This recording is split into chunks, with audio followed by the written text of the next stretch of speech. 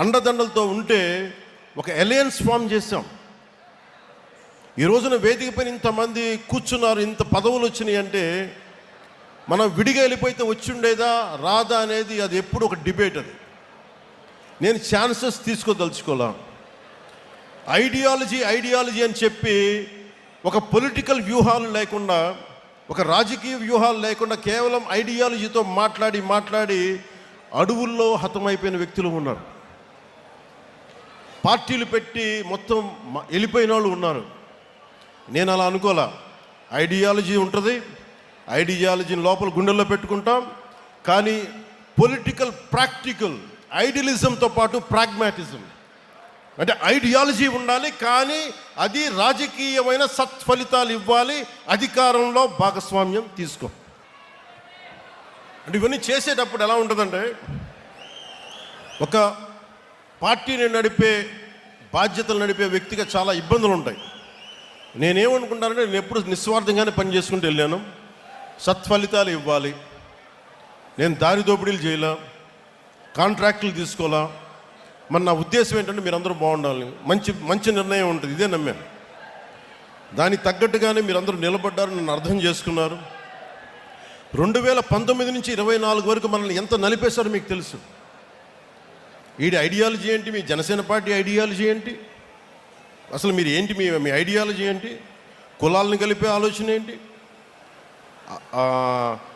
ఏమన్నదని మీకు కులాలను కలిపే ఆలోచన విధానం ఏంటి, మతాలు ప్రస్తావన లేని రాజకీయం ఏంటి, భాషల్ని గౌరవించే సాంప్రదాయం, సంస్కృతులను కాపాడే సమాజం, ప్రాంతీయతను విస్మరించిన జాతీయవాదం, అవినీతిపైన రాజీ లేని పోరాటం, పర్యావరణాన్ని పరిరక్షించే అభివృద్ధి ప్రస్థానం చాలామందికి అపహాస్యంగా నమ్మశక్యంగా ఉండే. కానీ నన్ను నమ్మింది మీరు నమ్మారు. ఎందుకంటే మీరు భవిష్యత్తును మీరు చూశారు, వీళ్ళు చూడాల. నేను చెప్పా, కన్ఫ్యూజన్ మీ పాలిటిక్స్, మీ ఐడియాలజీ. అంటే మీరు ఏం ఒకరోజు ఇది మాట్లాడతారు, ఒకరోజు అది మాట్లాడతారంటే మీరందరూ నిలకడగా మీరు మాట్లాడుతున్నారా? కమ్యూనిజం అని చెప్పిన సోవియట్ రష్యా ఏమైపోయింది? డెమోక్రసీగా మారలేదా సోవియట్ రష్యా? మావోయిజం అని చెప్పి స్టార్ట్ చేసిన రెడ్ చైనా ఏమైంది ఈ రోజున?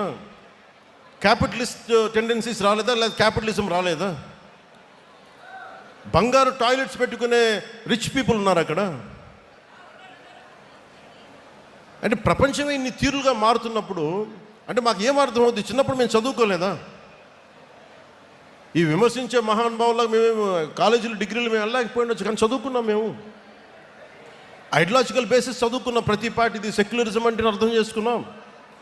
ఫాబియన్ డెమోక్రసీ, అరే కమ్యూనిజం, సోషలిజం, మీరు మొత్తం అన్నీ అర్థం చేసుకున్న తర్వాతే కదా.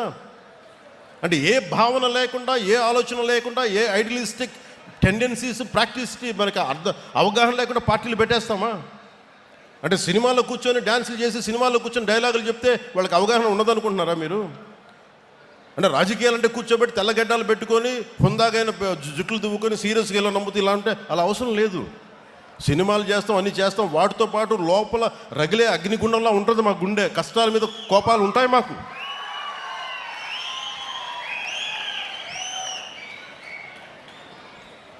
గ్లోబల్ పాలిటిక్స్ ఎలా మారిపోయింది? ఒకప్పుడు క్యాపిటలిస్ట్ అమెరికా అంటే ఈ రోజున లెఫ్ట్ టెండెన్సీస్ ఉన్నాయి. లెఫ్ట్ వింగ్ అని మాట్లాడుతూ ఉన్నారు. ఇన్ని దేశాలు ఇన్ని రకాలుగా భావజాలాలను మార్చుకుంటూ ఉంటే, ఒకప్పుడు Saudi Arabia completely hard core Islamic country నుంచి ఆడవాళ్ళకి డ్రైవింగ్ లేకపోతే వాళ్ళు మార్చుకుంటూ ఉన్నారు. ఆడవాళ్ళకి ఓటింగ్ హక్కు లేకపోతే ఓటింగ్ హక్కు ఇచ్చారు. ఆడవాళ్ళు డ్రైవింగ్ చేయకూడదు, ఆడవాళ్ళకి డ్రైవింగ్ చేయించారు. ప్రపంచ కార్మికులారా ఏకం కండి చెప్పి దశాబ్దాలు ఊదరగొట్టి ఇలా చేసి చివరికి ఏం చేశారు? ఎవరి ప్రాంతం కార్మికులు వాళ్ళకే మీరు ఈ రాష్ట్రంలో మీకు సంబంధం అని చెప్పి వచ్చినాయి కదా ఇవన్నీ. మరి కమ్యూనిజం ఏం మాట్లాడదు దీని మీద? మీరే ఇన్ని రకాలుగా మారినప్పుడు ఇవన్నీ అర్థం చేసుకునే మేము 7 సిద్ధాంతాలుగా మాట్లాడాం. అవగాహన లేక కాదు, సంపూర్ణమైన అవగాహనతోనే మాట్లాడాం. అవగాహన లేకుండా మాట్లాడతామా? ఏమి చదవకుండా వస్తామా? కానీ కాలం నేను ఒక్కని చెప్తే సరిపోదు, నిలబడాలి. నేను ప్రతిపాదించిన సిద్ధాంతాలకి నేనే నలిగి ఒళ్ళు చిట్ల కొట్టుకొని నిలబడి విజయం సాధించి 100% స్ట్రైకింగ్ రేటు కొడితే అప్పుడు ఈ సిద్ధాంతాలను నమ్ముతారు. అందుకు నేను నిలబడి చూపించాను. నాతో పాటు మీరు కూడా నిలబడినందుకు మీ అందరికీ కోటి దండాలు పెడుతున్నాను ఈరోజు.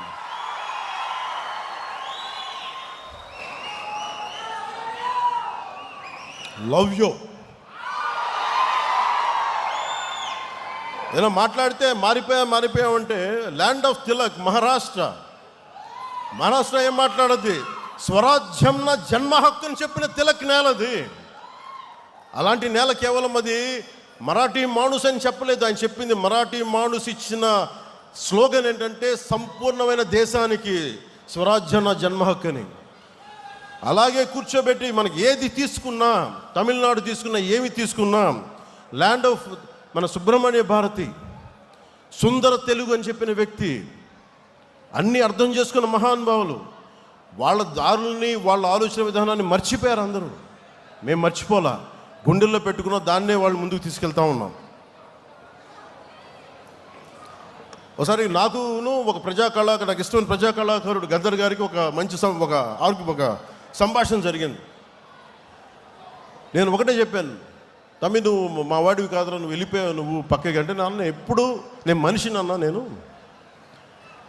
అందరూ బాగుండాలని కోరుకుంటాను అంటే ఆయన అర్థం చేసుకుని నేను మాట్లాడుతా నేనే చెప్పాను, అన్న ఒకప్పుడు దేవుడు లేడు, దేవుడి మీద నువ్వు పాటలు రాసావు, దేవుడు లేడు విచిత్రం అని అనవసరం అని, మరి నువ్వే యాదాద్రి నరసింహుడి మీద పాటలు రాసావు, అది కూడా నువ్వే చేసావు. నువ్వే ఇన్ని రకాలుగా మారినప్పుడు నేను మనుషులు ఎలాగ మారుతారని తెలిసి నేను ఇంత ఫ్లెక్సిబుల్ ఐడియాలజీ పెట్టానన్నా, అంతకుమించి ఇంకేం లేదు. నా గుండెల్లో ఎప్పుడు కష్టపడే, నేను తుపాకీ పట్టుకుని నేను నక్సలైట్ కావాల్సిన అవసరం లేదు, ఎర్ర జెండా వేసుకొని నేను మావోయిస్ట్గా మారాల్సిన అవసరం లేదు. నేనేం మాట్లాడానంటే నేను నా జెండా నేను వేసుకుంటా, నా 7 సిద్ధాంతాలు నేను మాట్లాడతా, ప్రిమిటివ్ వల్నరబుల్ ట్రైబల్ గ్రూప్స్ కోసం డోలీ మోతలు తప్పించే బాధ్యత నేను తీసుకుంటా. వేసావు ఈ రోజున అంటే దీనికోసం నేను తుపాకులు పట్టుకోలే, దీనికోసం విప్లవాలని పందాన్ని విప్లవ పందాన్ని మనం ఏం చేస్తాం? ప్రజాస్వామ్యంలో ఉన్నప్పుడు హింస పని చేయదు, అది అర్థం చేసుకునే ఉంటాం కదా. నేనేం చేశానంటే ఇట్స్ అ మిడిల్ పాత్, ఒక మిలిటెంట్ అప్రోచ్ కావాలి. ప్రజాస్వామ్యబద్ధంగా తుపాకీ పట్టుకోకుండా అక్కడ పట్టుకున్న మన జెండా కర్రే ఆయుధం అవసరమైతే మన గుండెల్లో ఉన్న మాటే తూట అవ్వాలి. మార్పు ఎందుకు రాదు? ఇందాక మీరు రియా గారి మాట వింటున్నారు, పాలకుల నుంచి వీర మహిళ. అర్ధరాత్రి 12 గంటలకి ఒక ఇంతమంది మగవాళ్ళు మధ్యలో ఆ పార్టీ మగవాళ్ళందరూ కూర్చోబెట్టి నేను చంపేస్తామంటే ఒంటరి మహిళల కూర్చొని 3 గంటల సేపు పోరాటం చేసిందంటే ఎంత సత్తా ఉండాలి, ఎంత ధైర్యం ఉండాలి, ఎలాంటి ధైర్యం నింపుకున్నారు.